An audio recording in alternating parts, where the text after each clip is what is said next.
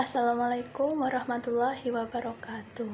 Halo semuanya, pada video ini saya akan membahas tentang salah satu fenomena ketatanegaraan yang masih sering terjadi di Indonesia saat ini, yaitu pungutan liar, atau yang kerap kita singkat menjadi pungli dalam pelayanan publik, misalnya pada pelayanan administrasi, kelurahan, perizinan, dan pengurusan dokumen, atau pelayanan tertentu yang semestinya itu gratis, tetapi tetap dimintai biaya tambahan.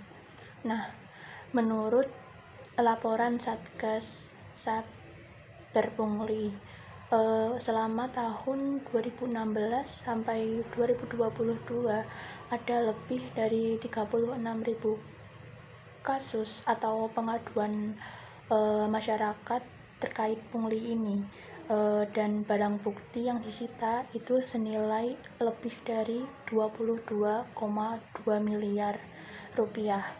Nah, hal ini itu menunjukkan bahwa pungli itu bukan hanya sekedar isu sesaat saja, tetapi sudah menjadi luka sistemik dalam pelayanan publik yang terjadi di Indonesia. Nah, saya sendiri memilih kasus ini karena pungli itu adalah salah satu bentuk penyalahgunaan kewenangan yang merugikan masyarakat dan merusak kepercayaan publik terhadap negara itu sendiri. Dan untuk menganalisis fenomena ini, saya akan menggunakan beberapa hadis yang relevan dalam hukum tata negara, khususnya tentang amanah, keadilan, dan larangan untuk mengambil sesuatu di luar haknya. Adapun hadisnya antara lain yaitu berbunyi, manis ta'malnahu ala amalin farozaknahu rizkon fama akhoda ba'da dalika fahuwa gulul, yang memiliki arti siapa saja yang kami beri tugas suatu pekerjaan, kemudian ia menyembunyikan atau mengambil sesuatu di luar haknya, maka itu adalah gulul atau pengkhianatan. Diriwayatkan oleh hadis riwayat Muslim. Nah, pada hadis ini itu kan secara garis besar menegaskan bahwa pejabat atau pegawai yang sudah diberi gaji oleh negara itu tidak boleh mengambil apapun di luar haknya, karena dianggap sebagai gulul atau pengkhianatan, atau bisa juga disebut dengan korupsi kecil. Dan kalau ditarik ke konteks pada zaman sekarang, praktik pungutan liar ini itu termasuk dalam kategori gulul, karena petugas itu memanfaatkan jabatan untuk mengambil uang yang bukan haknya. Dan kalau dilihat dari fungsi lain jabatan dalam Islam, posisi publik itu bersifat amanah, dan bukan alat untuk mendapatkan keuntungan pribadi.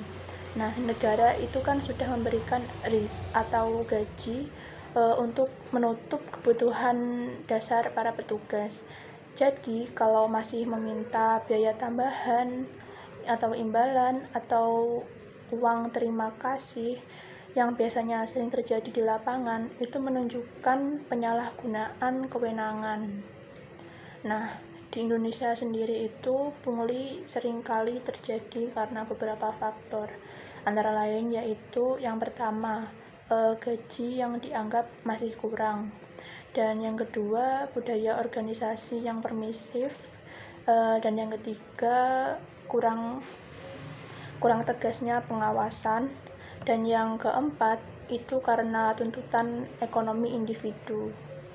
Nah, tapi dalam hadis ini secara tegas itu mematahkan semua alasan tersebut. Rasulullah SAW tidak pernah membuka celah toleransi terhadap pungutan liar atau pungutan tambahan ini, karena karena yang dilihat itu bukan hanya jumlah uangnya, tetapi sikap mental dan moralitas para petugas publik. Nah, bahkan dalam riwayat lain, hadiah untuk pegawai saja sudah dilarang, seperti gratifikasi, apalagi pungli yang sifatnya itu memaksa atau memanfaatkan kekuasaan.